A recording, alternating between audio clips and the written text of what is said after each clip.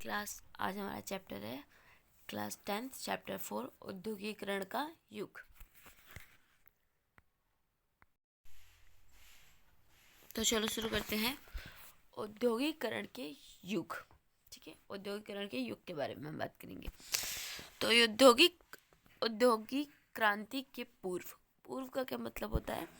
औद्योगिक क्रांति के बाद, जो उद्योग से रिलेटेड जो क्रांतियाँ हुई थी उसके बाद। ठीक है, उसके बाद क्या होता है कि फैक्ट्री पर आधारित नहीं थे। जो औद्योगिकरण था वो फैक्ट्रियों पर आधारित नहीं था। ठीक है, उत्पादन व्यापारिक थे। उसके उत्पादन के लिए व्यापारिक थे। उत्पादन व्यापारिक गिल्ड्स द्वारा नियंत्रित किए गए थे।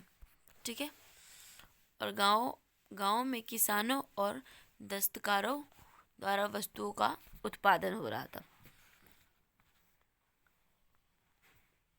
गांव और शहरों के बीच घनिष्ठ मतलब गहरा संबंध बन चुका था। उत्पादन के कारण गांव और शहरों के बीच गहरा संबंध बन चुका था, क्योंकि गांव से उत्पादन समान होकर उस उत्पादन को शहरों में लाकर शहरों में बेचा जा रहा था। अब है यूरोप में औद्योगिकरण। ठीक है, आप देख सकते हैं यहाँ पे है यूरोप में औद्योगिकरण। तो यूरोप में औद्योगिकरण कैसा था? तो क्या था, फैक्ट्रियों का निर्माण हुआ था। किसमें? यूरोप में फैक्ट्रियों का निर्माण हुआ। औद्योगिक क्रांति की रफ्तार तेज हुई। औद्योगिक परिवर्तन की रफ्तार तेज हुई। ठीक है, हाथ का श्रम और भाष्य शक्ति का इस्तेमाल किया गया। मजदूरों की दयनीय स्थिति थी। ठीक है, उपनिवेशों में औद्योगिकरण। अब है उपनिवेशों में औद्योगिकरण, और वो भी भारत में। तो भारतीय कपड़े का युग, उस समय पर भारतीय कपड़ों का युग था। 18वीं शताब्दी में बुनकरों की स्थिति थी। 18वीं शताब्दी में क्या थी? बुनकरों की स्थिति थी 18वीं शताब्दी में भारत में। उपनिवेशवाद में औद्योगिकरण की बात करें, भारत में फैक्ट्रियों का उदय हुआ। भारत में औद्योगिक फैक्ट्री का उदय हुआ, और भारत में औद्योगिक विकास का अनुठापन, जब भारत में फैक्ट्री का अनुठापन हुआ और वस्तुओं का बाजार।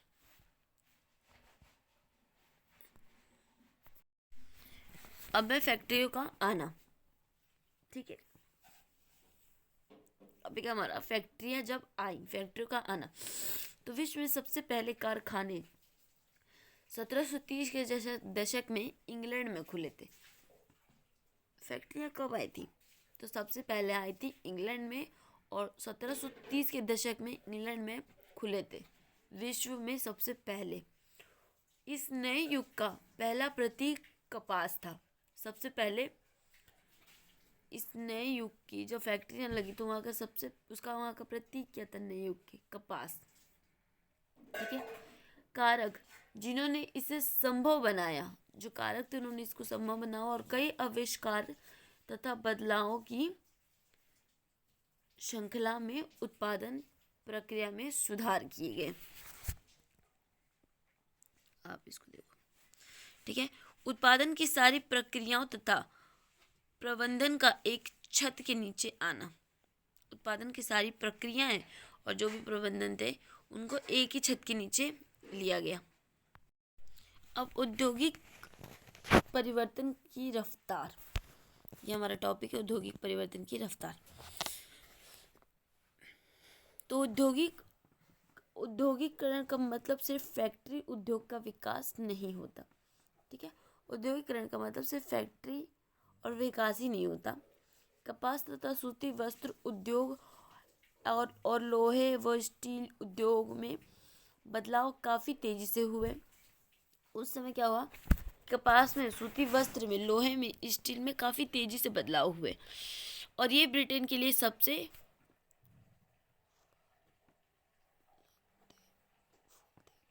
ठीक है,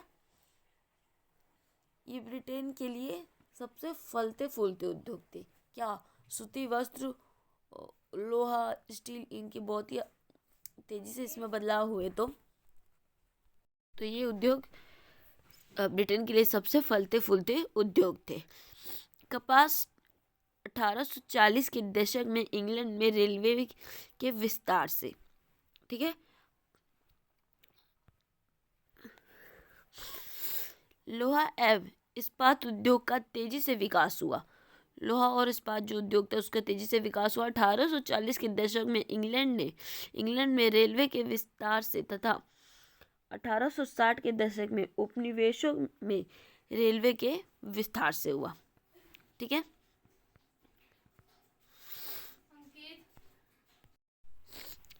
अब नए उद्योग परंपरागत उद्योग को आसानी से हाशिए पर ढकेल नहीं सके। 19वीं सदी के आखिर में भी तकनीकी रूप से विकसित औद्योगिक क्षेत्र में हुए काम करने वाले मजदूरों की संख्या 20% से ज़्यादा नहीं थी। तब भी काम करने वाले जो मजदूर थे उनकी संख्या 20% से ज़्यादा नहीं थी। परंपरागत उद्योग भाप से चलने वाले या लोहा और इस्पात उद्योग से प्रभावित नहीं थे। परंपरागत उद्योग भाप से चलने वाले और लोहा और इस्पात से प्रभावित नहीं थे, परंतु ये पूरी तरह से ठहराव की अवस्था में भी नहीं थे। मतलब समझ में आया कि पूरी तरीके से ठहराव की अवस्था में भी नहीं थे, चल भी नहीं थे और ठहराव की अवस्था में नहीं थे, पूरी तरीके से नहीं थे। बहुत सारे साधारण और छोटे छोटे आविष्कार इन गैर मशीन उद्योग का आधार थी। ठीक है, बहुत सारे साधारण और छोटे छोटे आविष्कार जो थे वो इन गैर मशीनों की उद्योगों का आधार थी। अब है टॉपिक हमारा, आप देख सकते हैं ये हमारा टॉपिक है, हाथ का श्रम और भाष्य शक्ति। ठीक है, हाथ का श्रम और भाष्य शक्ति। तो विक्टोरिया कालीन ब्रिटेन में मानव श्रम की कोई कमी नहीं थी, इसलिए वेतन भी वहां पे कम नहीं था। ठीक है,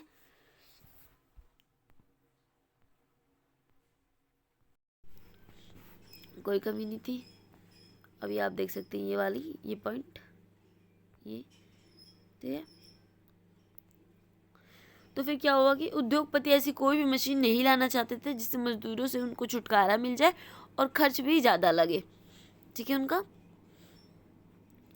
अब नीचे वाला पॉइंट देखेंगे, ये वाला पॉइंट है हमारा। ठीक है, बाजार में अक्सर बारीक डिज़ाइन और ख़ास आकार वाली चीज़ों की काफ़ी मांग थी उस समय। ठीक है, जो सिर्फ हाथ से ही बनाई जा सकती थी। कॉमन सी बात है। अब ये वाला हमारा पॉइंट है कि बहुत सारे उत्पादन केवल हाथ से ही तैयार किए जा सकते थे। मशीन से एक ही किस्म के उत्पादन बड़ी संख्या में बनाई जा सकती है। कौन सी बात है, अगर हम हाथ से किसी चीज़ का उत्पादन करें तो हम बहुत सारी चीज़ें बना सकते हैं अलग अलग, लेकिन मशीन एक ही चीज़ बनाएगी, एक ही जैसा बनाएगी और कई सारे बना देगी। ठीक है, अब हमारा टॉपिक इंग्लैंड में मजदूरों का जीवन। ठीक है, अब हम पढ़ेंगे इंग्लैंड में मजदूरों का जीवन कैसा था। तो कुल मिलाकर मजदूरों का जीवन दयनीय था। ठीक है, श्रम की बहुतायत की वजह से नौकरी की भारी कमी थी वहाँ पे। शहर में बहुतायत की वजह से वहाँ पे नौकरी की क्या थी, नौकरियों की भारी कमी थी वहाँ पे। नौकरी मिलने की संभावना यारी दोस्ती कुटुंबे के जरिए जान पहचान पर निर्भर करती थी। नौकरी मिलने की वहाँ संभावना कैसे थी कि दोस्तों के थ्रू, जान पहचान के थ्रू ही वहाँ पे नौकरियाँ मिल पा रही थी। ठीक है, नौकरियों की वहाँ बहुत ज़्यादा कमी थी। ठीक है, अब है बहुत सारे उद्योग में मौसमी काम की वजह से कामगारों को बीच बीच में बहुत समय तक खाली बैठना पड़ता था। अब क्या था कि वहाँ पे मौसम के थ्रू काम आता है ना, सर्दियों में कुछ और काम है, गर्मियों में कुछ और काम है, तो उस हिसाब से वहाँ पे जितने भी बहुत सारे लोग ऐसे थे जो मौसम के अनुसार खाली बैठे रहते थे। बहुत सारे कामगार ऐसे थे कि मौसम के हिसाब से खाली बैठे रहते थे। मजदूरों की आय के वास्तविक मूल्य में भारी कमी, इसलिए गरीबी। अब कॉमन सी बात है, मजदूरों की आय में बहुत ज़्यादा, पैसों में बहुत ज़्यादा कमी थी, मौसम के हिसाब से उनको काम मिलता था, तो गरीबी तो होगी। फिर क्या हुआ कि देखो पढ़ो, बेरोजगारी की आशंका की वजह से मजदूर नई प्रौद्योगिकी से चिढ़ने लगे और मशीनों पर हमला करने लगे। बेरोजगारी के कारण जो मजदूर थे वो चिढ़ गए थे कि मशीन आने के कारण बेरोजगारी बढ़ गई थी, इसलिए उन्होंने क्या किया, मशीनों पर हमला करना शुरू कर दिया। 1840 के दशक के बाद रोजगार के अवसरों में वृद्धि हुई। 1840 के दशक के बाद जो रोजगार थे उनके अवसरों में वृद्धि हुई, क्योंकि सड़कों को चौड़ा किया गया, नए रेलवे स्टेशन बने, रेलवे लाइनों का विस्तार किया गया। ठीक है, तो 1804 में रोजगार की वृद्धि हुई। अब मेरा टॉपिक है कि बुनकरों का क्या हुआ। ये रहा, बुनकरों का क्या हुआ यूरोपीय कंपनी के आने से। ठीक है, चलो पढ़ते हैं। तो ये हुआ कि ईस्ट इंडिया कंपनी द्वारा सत्ता स्थापित करने से पहले बुनकर बेहद स्थिति में थे, क्योंकि उनका उत्पादन खरीदने वाले बहुत खरीदार थे तथा वे मोल भाव करके सबसे अधिक कीमत देने वाले को अपना सामान बेच सकते थे। ठीक है, ईस्ट इंडिया कंपनी द्वारा, टॉपिक है हमारा ईस्ट इंडिया कंपनी द्वारा राजनीतिक सत्ता स्थापित करने के बाद बुनकरों की स्थिति। ईस्ट इंडिया कंपनी द्वारा जब राजनीतिक सत्ता जब स्थापित कर दी गई तो उस समय बुनकरों की क्या स्थिति थी। क्वेश्चन को समझो। तो 1760 के बाद तो अब भारतीय व्यापार पर ईस्ट इंडिया कंपनी का एक अधिकार हुआ। भारत के जो व्यापार थे उस पर ईस्ट इंडिया कंपनी का अधिकार हुआ।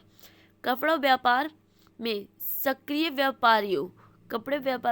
व्यापारियों तथा दलालों को खत्म करके बुनकरों पर प्रत्यक्ष नियंत्रण किया गया।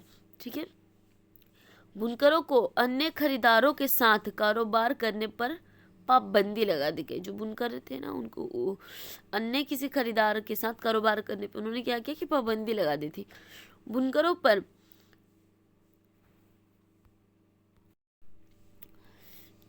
अब फिर क्या हुआ, बुनकरों पर निगरानी रखने के लिए गुमाश्ता नाम के एक वेतनभोगी कर्मचारी की नियुक्ति हुई उनकी। और बुनकरों और गुमाश्ता के बीच अक्सर क्या होता था, टकराव होता रहता था। बुनकरों को कंपनी से मिलने वाली कीमत बहुत ही कम थी। ठीक है, जैसे कि हम यहाँ पे देख सकते हैं, इसको हाईलाइट करते हैं, जैसे ये लाइन वाइज चल रहा है। ठीक है, मैनचेस्टर ब्रिटिश कपड़े का भारत आना। उसके बाद 19वीं सदी में आते आते बुनकरों के सामने नई समस्याओं का जन्म होना। 19वीं सदी के शुरुआत में भारत से सूती वस्त्र के निर्यात में भारी कमी होना।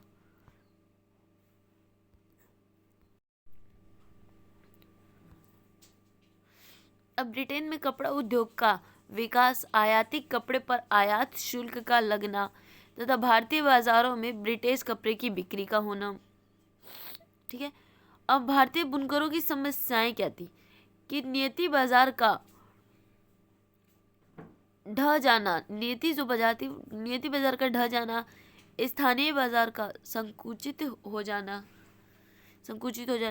अच्छी कपास का ना मिल पाना और ऊंची कीमत पर कपास खरीदने के लिए मजबूर होना। ये उनकी भारतीय बुनकरों की समस्याएं थी। अब 19वीं सदी के अंत तक भारत में फैक्ट्रियों द्वारा उत्पादन शुरू कर दिया गया तथा भारतीय बाजार में मशीन उत्पादन की बढ़ी। 19वीं शताब्दी के अंत तक भारत में फैक्ट्रियों का उत्पादन शुरू कर दिया गया। अब हमारा टॉपिक क्या है? भारत में फैक्ट्रियों का आना 19वीं सदी में। जब भारत में फैक्ट्री आई तो फिर क्या हुआ? भारतीय मजदूरों की दशा। ठीक है, तो ज़्यादातर मजदूर अस्थायी तौर पर रखे जाते थे। ठीक है, ज़्यादातर जो मजदूर थे अस्थायी तौर पर रखे जाते थे कि छोड़ भी सकते हैं और रह भी सकते हैं, उनकी मर्जी है। फसलों की कटाई के समय गांव लौट जाते थे। वो जो मजदूर थे वो क्या करते थे कि वैसे तो फैक्ट्री में काम करेंगे, लेकिन जब फसलों की कटाई के समय आती तो वो लोग गांव चले जाते थे। नौकरी मिलना कठिन था। ठीक है, जॉबर मजदूरों की जिंदगी को पूरी तरह से नियंत्रित करते थे।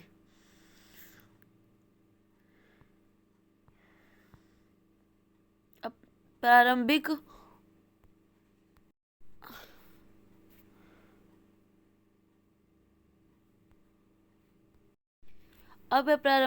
उद्यमी। ठीक है, तो ये सभी चीन के साथ व्यापार में शामिल थे। उदाहरण के लिए बंगाल में द्वारकानाथ टैगोर, इन्होंने 6 संयुक्त उद्यम कंपनी लगाई थी। किसने? द्वारकानाथ टैगोर ने 6 कंपनियां लगाई। ठीक है, मुंबई में डिंशा, पैटेट और जे.एन. टाटा। ठीक है, ये क्या थी? ये कंपनियों का नाम है। ठीक है, कि मुंबई में कौन कौन सी कंपनियां लगाई? तो डिंशो, पैटेट और जे.एन. टाटा, ये आप देख सकते हैं। ठीक है, सेठ हुकुमचंद ने कोलकाता में पहली जूट मिल लगाई। फिर जी.डी. बिरला ने भी ये किया। और मुद्रा के कुछ सौदागर जो वर्मा, मध्य पूर्व तथा पूर्वी अफ्रीका से व्यापार करते थे। ठीक है, उन्होंने भी यही सब कुछ किया ना। कुछ वाणिज्यिक समूह जो भारत के भीतर ही व्यापार करते थे। कुछ वाणिज्यिक समूह ऐसे थे, जो सिर्फ भारत के अंदर व्यापार करते थे। अब ये कुछ घटनाएं हैं, महत्वपूर्ण घटनाएं। ठीक है, ईस्ट इंडिया कंपनी का भारत आगमन। किसमें? 1600 में ईस्ट इंडिया कंपनी का भारत आगमन हुआ। 1730 में इंग्लैंड में फैक्ट्रियों की शुरुआत हो गई। किसमें? इंग्लैंड में। और 1760 में ब्रिटेन ने अपनी सूती मिलों की खपत के लिए कपास का आयात शुरू कर दिया। देखिए, अब फिर 1764 में 1764 में, एक सेकेंड, ये क्या कुछ महत्वपूर्ण घटनाएं हैं। ठीक है, इनको पढ़ लेना, एक एक नंबर में पूछ ले जाते हैं क्वेश्चंस।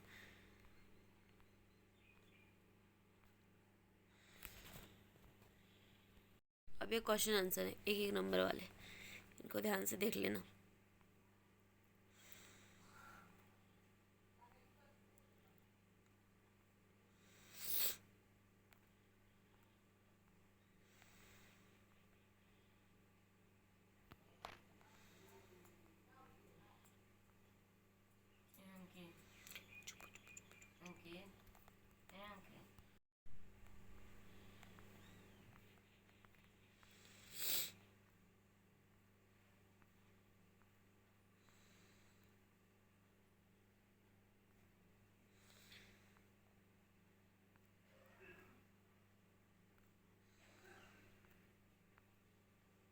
ये आंसर है इसके, जितने भी क्वेश्चन दिए उसके आंसर हैं, इसमें से देख सकते हो। इसमें जितने भी क्वेश्चन हैं वो सारे ही इम्पोर्टेंट हैं।